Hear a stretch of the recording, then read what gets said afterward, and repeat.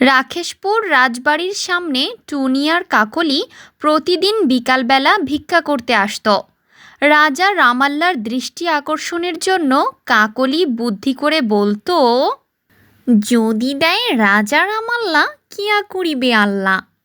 এদিকে সহজ সরল টুনি আল্লাহর প্রতি ভরসা রেখে বলতো, যদি দেয় আল্লাহ কিয়া করিবে রাজা রামাল্লা। টুনি আর কাকলি প্রতিদিন এসে এগুলো বলতে থাকে।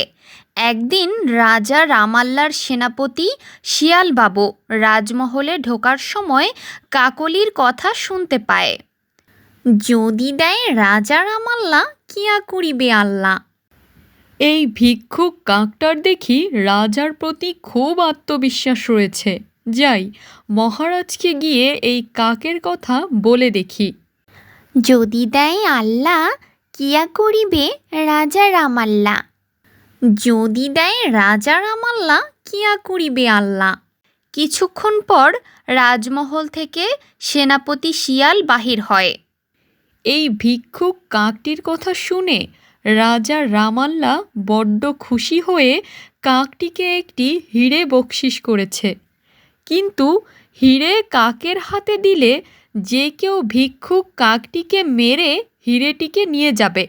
এক কাজ করি, একটা লাউয়ের ভিতরে হিরেটি ভরে লাউটি কাককে দিয়ে দেই।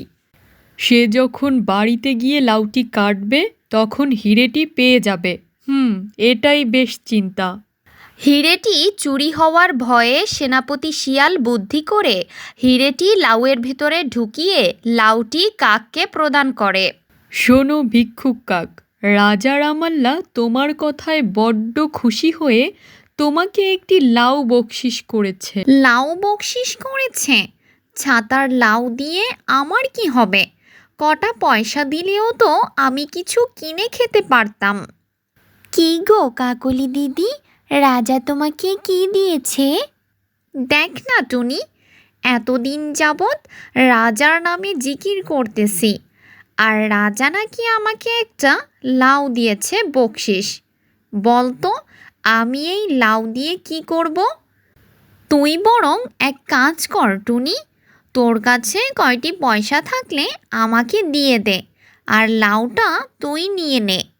যদিও লাউটি আমারও তেমন কোনো দরকার নেই, যেহেতু তুমি বলছো, ঠিক আছে। অবশেষে কাকলি রাজার উপহার দেওয়া লাউটি টুনির কাছে বিক্রি করে দেয়। এদিকে টুনি ঘরে এসে লাউ কাটতেই, আরে এটা তো হিরে, হায় হায়, এটার তো অনেক মূল্য। তাহলে রাজা রামাল্লা কাকলিকে ভালো কিছু দিয়েছিল, কিন্তু কাকলি বুঝতে পারেনি। আসলে ওর কথায় সৃষ্টিকর্তা নারাজ হয়ে গেছে, যার ফলে রাজা ওকে যে ধন উপহার দিয়েছিল, আল্লাহ সেই ধন আমার ঘরে এনেছে। তারপর টুনি এই হিরে বিক্রি করে অল্প সময়ে অনেক বড়লোক হয়ে যায়। হঠাৎ একদিন কাকলি টুনির বাড়ি আসে। আরে এটা তো টুনির বাড়ি ছিল। ও মনে হয় টুনি অভাবের কারণে কোনো জমিদারের কাছে বাড়িটি বিক্রি করে এখান থেকে চলে গেছে। কিন্তু টুনি গেল কোথায়? যাই, জমিদার বাড়ির কাউকে জিজ্ঞেস করে দেখি কেউ জানে কি না। বাড়িতে কেউ আছেন? একটা কথা বলার ছিল যে, কেউ আছেন কি বাড়িতে? বেশি ডাকা যাবে না, আবার জমিদার বাড়ির কেউ খেপে যেতে পারে। আরে কাকলি দিদি, কেমন আছো গো তুমি? আরে টুনি যে, ভিক্ষা বাদ দিয়ে জমিদার বাড়িতে কাজ নিয়েছিস বুঝি? এজন্যই তো রাজমহলের সামনে তোকে আর দেখি না। কাজ নয় কাকলি দিদি, এটা আমার বাড়ি।